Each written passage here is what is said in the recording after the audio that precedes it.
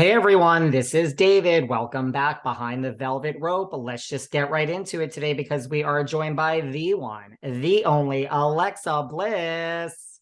Hello. How are you? Fresh off the Masked Singer elimination. How are you doing? Has it sunk in yet? Oh, I'm doing great. And it was such a fun experience. I'm so sad it's over. I mean, how does this compare? Look, WWE, you've won several championships. You're used to like a lot of the adverse situations and performing in front of a ton of people. Like, how did this compare to being in the ring? Oh my gosh, it's so different. I have been in WWE now for about 10 years. So for me, I've found comfort in the ring. So it doesn't matter how big of an arena that we're in, whether it's 1,000 or 20,000 people. I find comfort because the ring is the same size every time. But on The Masked Singer, there's no ring, and it's a live audience plus everyone that's watching at home. And it was very nerve-wracking, but it was so fun, and I loved every second of it. How about, how did the costume, how challenging was the costume and how difficult was this compared to, some of the things you faced in the past? So with the costume, in WWE, I wear kind of next to nothing. But with the axolotl outfit, it was pretty restrictive. You have the hat, the head, you have the tail, you have a harness that supports it all, plus about 6 layers of clothing. And so it was very different, but I was still able to move and groove in it, and it was a lot of fun. Did you learn anything about yourself, like as a performer through this Masked Singer experience? Oh yeah. I originally wanted to do the Masked Singer, one, because I thought it would be a fun opportunity, and two, because I have a terrible fear of singing in front of people. Now, I've gone to like karaoke places and had a little too much tequila, and I've like rapped M&M songs, but that's completely different. That's not like singing in front of people and having to look at people while they're watching you sing. So for me, it was to get over my anxiety and get over my fear and prove to myself that I can do it. Have you started, like, people that follow your career really closely know that you can sing, but when you think of Alexa Bliss, you don't necessarily think of a singer. Like, is it too early still since the elimination in the morning? Like, have you started hearing from people, and like, what do you think your friends and, people that know you are going to say, and your Well, fans? what's funny is one of my best friends called me this morning. He FaceTimed me and he said, I didn't know it was you because the clothes. I didn't know it was you because the voice. He goes, I knew it was because you did that dumb dance move you always do. Because I always I get nervous and I always just do this like weird like hip thing. And I did it. And he was like, I recognized you from that. And so I haven't really I don't really like to like look at Twitter comments or anything like that, especially with something like as vulnerable as singing. But from what my friends have told me, there hasn't been a lot of negative comments, which is good. And it was just so fun to step out of the box and do something different and learn how to use my voice.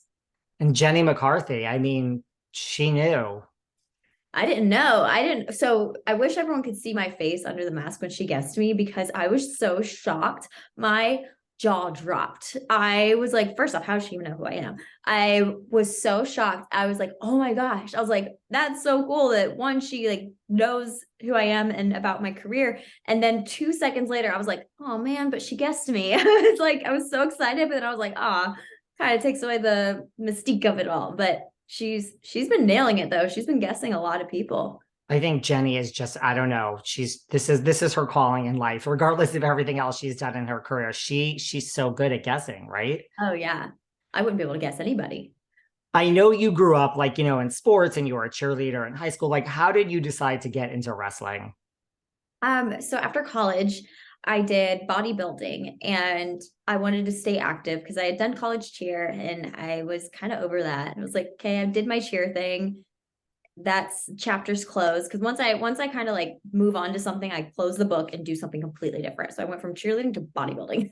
And once I got my pro card with that, it was the same kind of thing. Chapter closed. What's my next thing? And I wanted to stay active and everything. And my trainer at the time was like, hey, just so you know, I know you and your family watch WWE when you're younger. They're having tryouts. And I was like, really? He was like, yeah, they're doing like a casting call. I got an email about it or something like that. So I went on WWE.com and I scrolled down to the bottom and it says, do you want to be a WWE superstar? I said, yes, I do. So I clicked it And I sent in like a 1-minute video of me like trying to cut a promo and trying to act all big and bad, being like, this is why I want to be a WWE superstar. Didn't think anything would come of it. And that got me a tryout, and tried out, made it, and have been with the company since I was 21. Wow. I mean, your career has had so many like highs and lows and ins and outs. Like, is there something that sticks out as a high for you? Like, just, I mean, you've won, different championships. Like, what do you consider one of the highs of your career? I think definitely your first title win. I think nothing really tops that, because that's the first moment where you've realized that, all your hard work pays off. And, a lot of times it takes a lot of people years and years and years to win titles. And the fact that I was able to win one was just so awesome, because I never even saw myself as someone that would ever hold a title. And the fact that I was able to do that and my parents were there, it was like such a special moment. That's definitely one of my top career highs. Nice. Well, speaking of the Masked Singer and singing, now that the world knows you can sing, I mean, you also do have a husband, Mr. Ryan Cabrera, who has been on this podcast twice, by the way. He told me he's done this podcast. He's like, oh, you'll love it. I've done that podcast. We love Ryan here. I mean, did he give you any advice for this whole experience? Oh yeah. So what was crazy was when I told him, I was like, hey, Ryan, I was like, so I'm gonna do Masked Singer. And his face was, he was like, what? Because he had never heard me sing. No one's heard me sing, really. Like a couple things on Instagram, but that's like in the comfort of my own home, on my own phone, kind of a thing. And it's a 30-second clip. But so then he immediately got me in contact with Eric Vitro, who's an incredible, world-renowned vocal coach.